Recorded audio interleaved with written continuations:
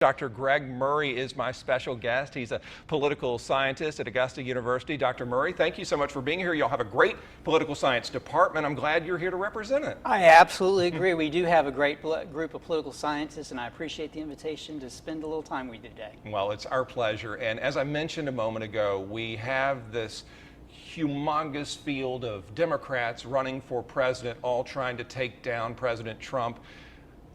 Right before we taped this broadcast, you had a couple of debates for the Democratic candidates, both the ones who were lower in the polling and the ones who are at the top of the polling, taking the stage on separate nights. My question is it possible from those two debates, two nights, for a few of them to emerge as the front runners? Is that enough of time for us to see them and choose which ones we like?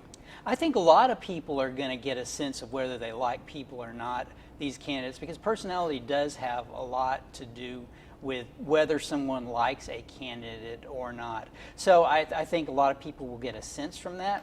These debates that we just had the past couple of days, I think are going to be really important because they're going to start winnowing down the field of candidates. We're 20 or so right now, and my suspicion is we're going to be dramatically reduced from that just because going into the next round of debates, which I guess is in mid-September in Houston, they're only going to take candidates who meet certain thresholds for being at the debate. And if you're not on those debates, you don't count as a serious contender, and you're going to be pretty much done. So I think these debates people were watching for, one, whether the front runners were able to withstand the attacks, which I think Biden more or less did last night, and two, whether there was going to be any breakout amongst the people who are way down in the polls. And some people did well in that regard, like Harris did in the first debate. But last night, I'm not sure there were any big breakouts in terms of the contenders. You know, their time is so limited. The stage is packed, and their time on TV is minuscule by the time the debates are over. Are you just going for that home run soundbite to get that voter to say, okay, that's my person?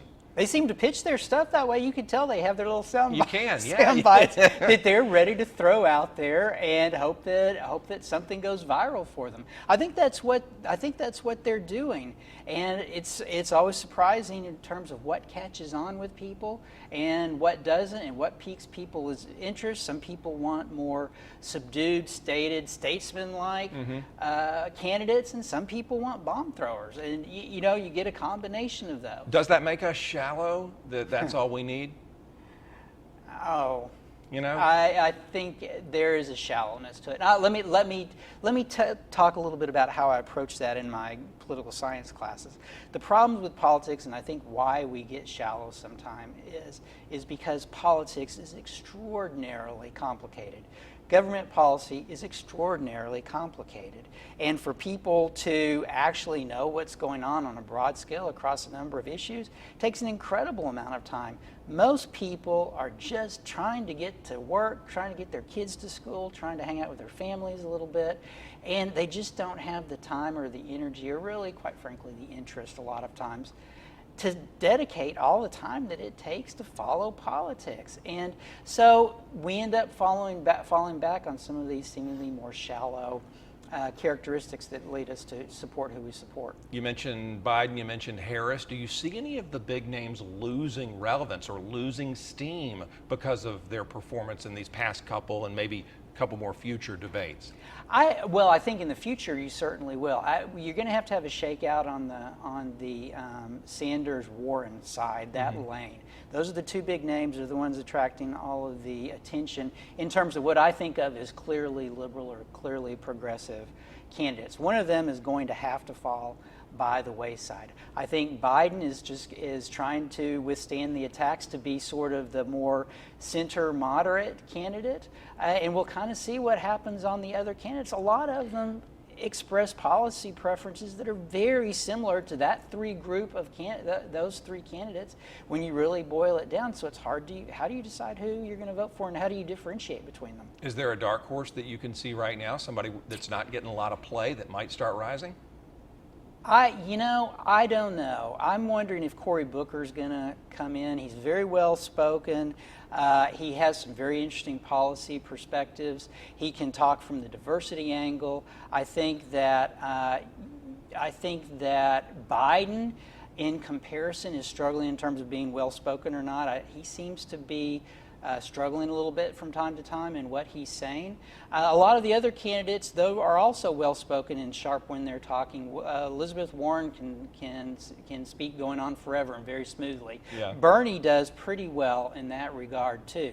So, but those are all the front runners we're talking about. Mm-hmm. So if I had to pick sort of somebody who's maybe in danger of not being around after this next round. I don't know if he's going to hit the 2% that he needs for Houston.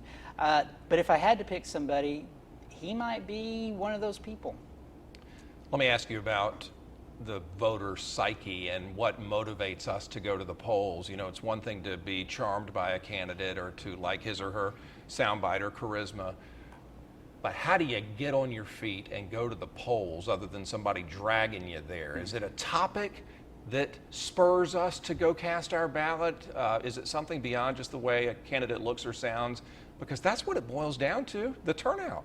Of course, yeah, it very much does. And you've heard for several campaign cycles now that it's all about turnout, and that seems to be what a lot of the campaigns have done, is devote their resources to trying to turn out their base. So I think there are a lot of things that get people out to vote. There's the civic duty angle on it in terms of you go vote because you just feel like you're supposed to do it, and you'd feel guilty if you didn't do it. And because you can, because you're free to do it. That's exactly right. And a lot of people vote for that very reason. They're not very excited about the candidates, but they feel like they're supposed to do it, so they go do it. Then you've got some people who vote more or less episodically, and those people are motivated by either an issue that's come up or maybe a candidate that they're particularly excited about, and that really depends on who catches on. One thing that we found in terms of at least the last couple elections, it's probably gone back further than that, is voting against another candidate. There's a lot of evidence that people voted for Trump because they were actually voting against Hillary Clinton. My suspicion is there's going to be a pretty big turnout in this election of people voting for whoever the Democratic candidate is because they just want to vote against Trump, and they otherwise may not be even interested in voting. So those are some of sort of the basic things that turn people out. Conversely, can a candidate discourage people from voting on the other side by making them think he or she is unbeatable? And so they just say, why even bother? It's going to be a runaway. Well, yeah, and you see that in campaigns all the time, particularly when they get towards the end, right? And they start looking at who's ahead in the polls and all that. And actually, Hillary Clinton was facing a little bit of this back in 2016. It That's looked right. like she was going to walk away from it. And if you notice, watching the election towards the end, she said, hey, we do not have this wrapped up. We need people to go out and vote. That is a very big concern because it is costly for people to go vote. Let me ask you about the front runners once again. When, timetable-wise, will we have a feel for who's going to face Donald Trump, or even who of two or three might be the Democrats to face him? I'm thinking probably towards the end of this year and early, maybe January, February of next year. What you'll end up with, Iowa starts in January. The early states start towards the end of the year and the very beginning of the following year, and you'll have some people who go into those who had high expectations and fell out, and they just didn't perform the way they thought they wanted to perform. So they will start falling out then, and then you'll get sort of a better idea of who is going to end up being in the fight. I mentioned the Mueller report before we started our interview. Do you think it's going to have any lasting impact with voters? It seems as if it's losing steam. His performance before Congress wasn't great. Arguably, do you think that people are losing interest in that, or that whole Russia thing, Mueller thing, is going to still be a factor? I think it's a partisan thing. And what you're going to find is that Democrats are going to continue to pick at that report and take bits and pieces from it that are helpful to them or their case that they feel, and you're going to find Republicans doing the same thing. Democrats are very fired up about the Mueller report and all that investigation. Republicans are saying, there's no criminal charges against the president, so what are you guys doing?